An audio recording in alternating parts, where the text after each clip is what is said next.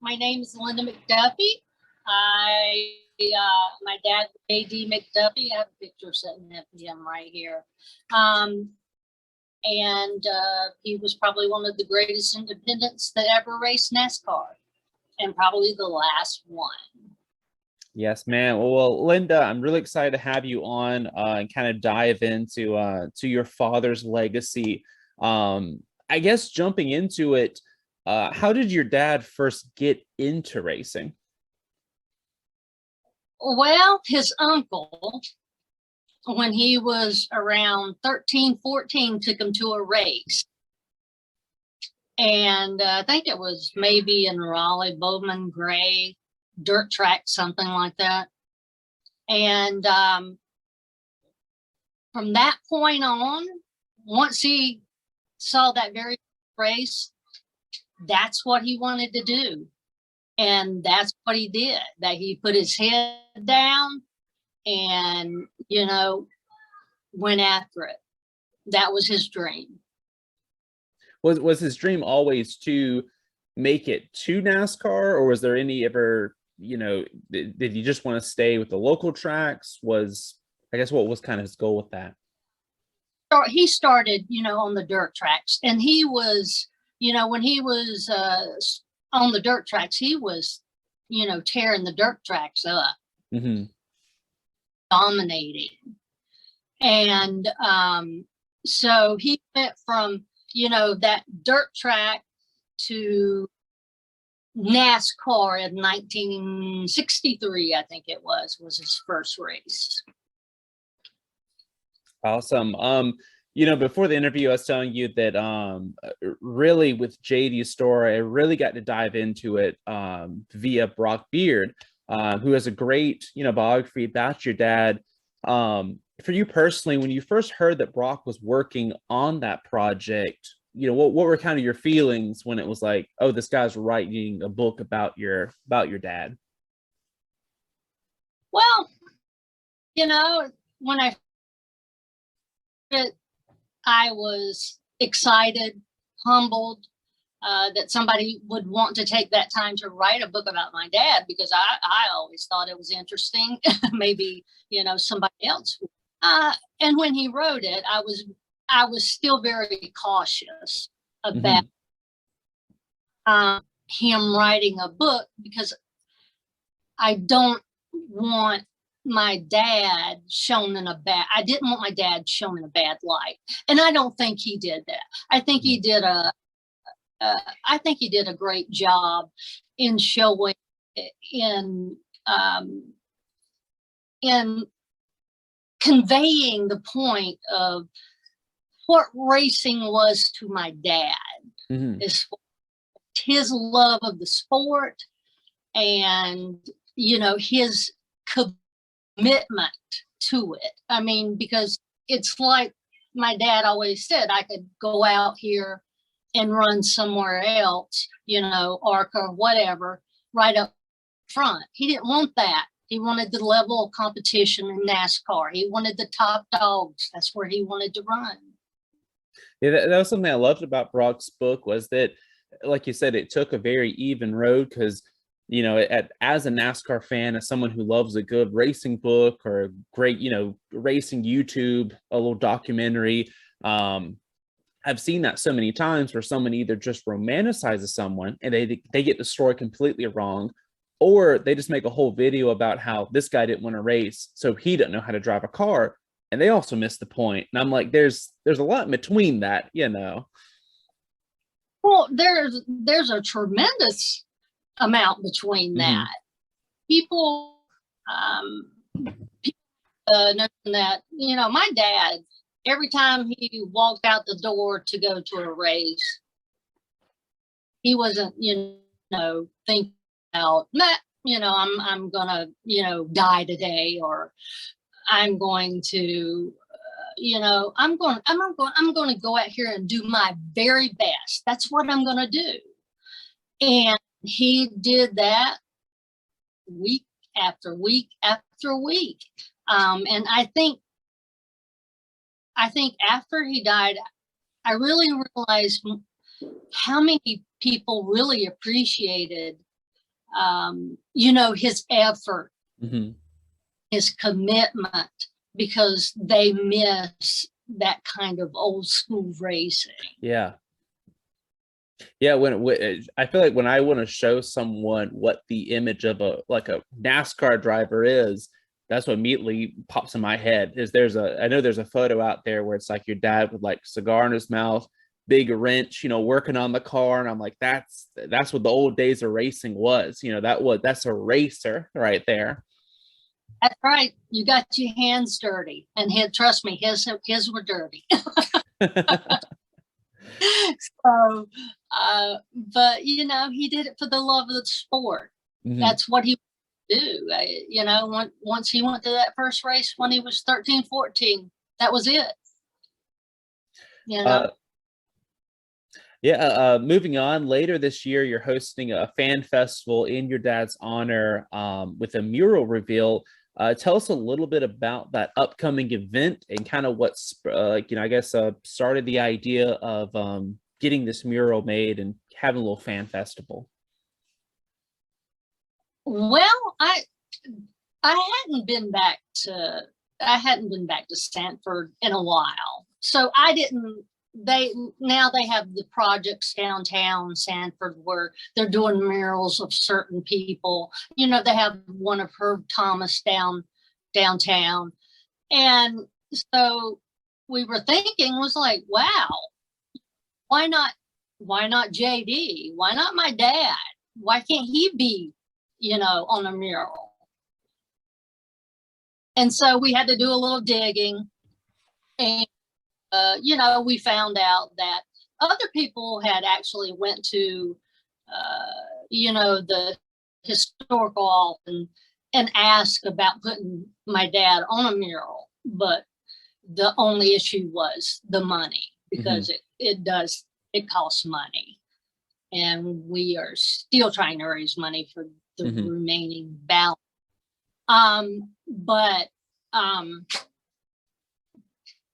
Oh my goodness. I'm sorry. Lost my train of thought.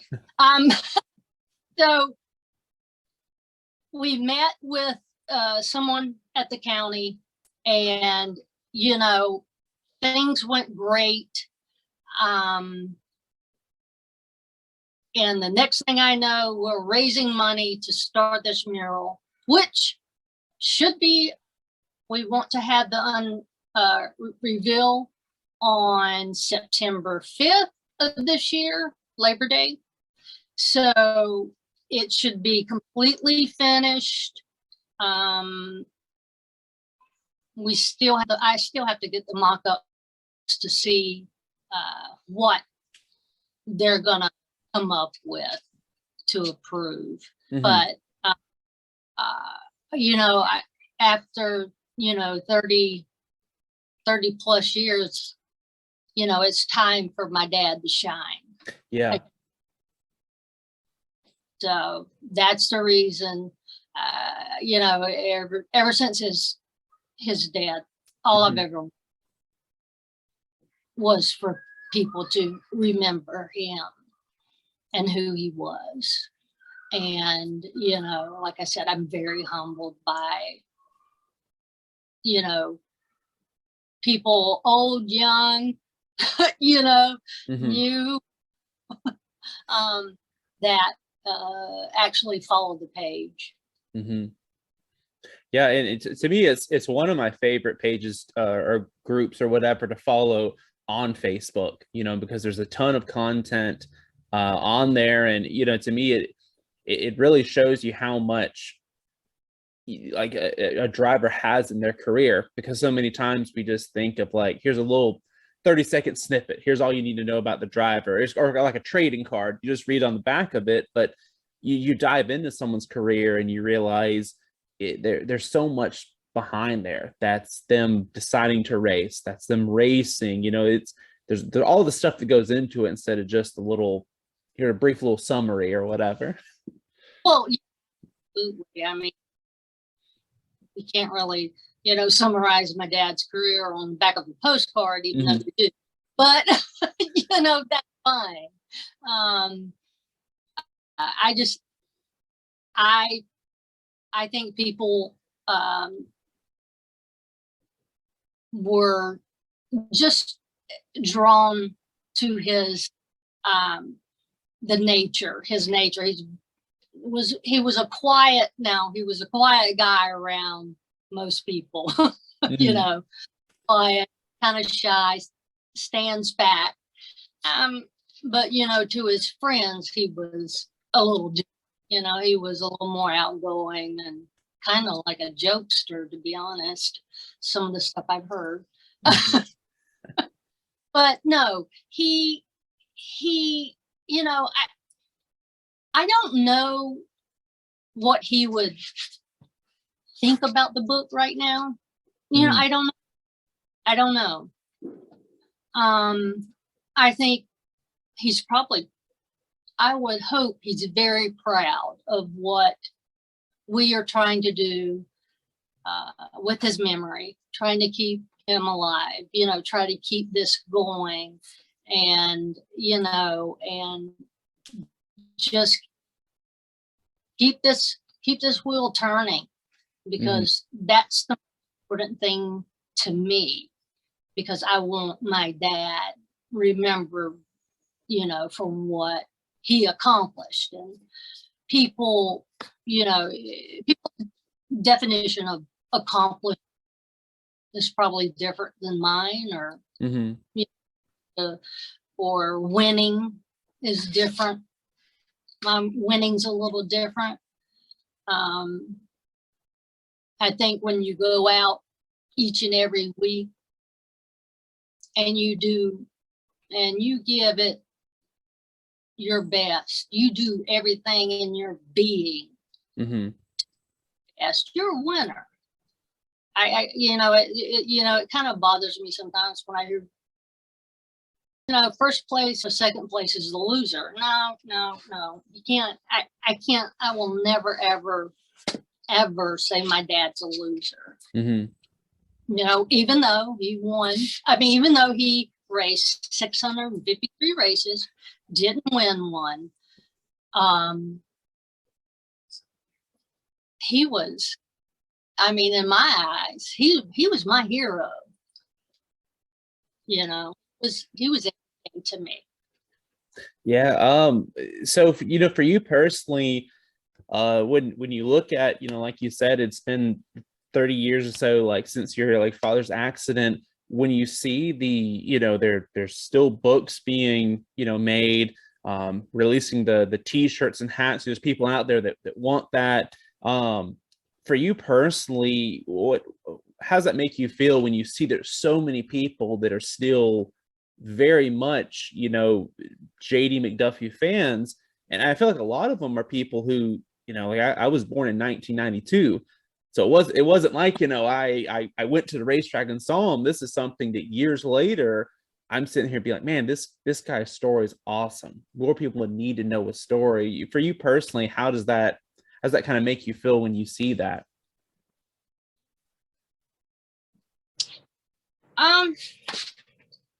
You know, I'm very humbled by it. I just can't tell you how much that I really appreciate everyone that's on the page, and, you know, all those great comments that that people make. I'm, you know, really surprised at some of the younger, you know, the younger generation really actually understands what he was about and what his part was in racing.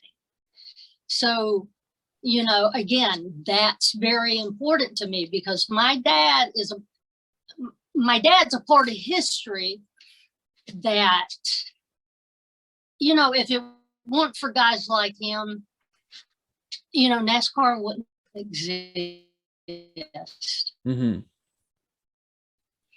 I've always said nobody would have went to the races back in the 60s, 70s, and just watched 5 cars go around a track. You had to have a full field, and one of those if you want, no, I won't call him a filler in. Mm-hmm. He was one of those guys out, working away, trying to do his best he could. That's awesome. I guess finally, for you as a race fan, do you have a favorite NASCAR paint scheme? Well, you know what? I've always liked Richard Petty's paint schemes. Mm-hmm. And as far as my dad goes, this blue and gold right here, Mm-hmm. he loved that. I love that. Yeah. I loved Carlos back in the late 70s, early 80s. Really enjoy those. But yeah, I kind of like Richards. That's awesome. So Linda, for people watching this, if they're interested in donating or finding out more about your father, where can they kind of find you guys at online? Okay. We are on Facebook. It is called JD McDuffie NASCAR Legend. And if you go to that page, you can just like the page and, follow us. And we also have a page that's JD McDuffie Crew that was set up where everyone can interact and post things. So if you go to JD McDuffie Legend page, that's where you'll find the GoFundMe link. If they would like to donate, we would really appreciate it. We have, we're making the t-shirts, we're making hats, and we're just trying still to raise that money. We're probably halfway there. It's awesome. Well, hopefully someone listening has some money just lying around, and it's a great place to spend it or send it or whatever. So it doesn't matter the amount, $1 to me is good as 100. So, well, thank you so much, Linda, for joining us today. It was a blast getting to sit down and kind of learn more about your father, and I must say I'm really jealous of the picture behind you. So yeah, that's a pretty good picture. It is. Rumple, he didn't have a cigar there, but he did have Rumple on the car, so it's all good. all right, thank you. Thank you.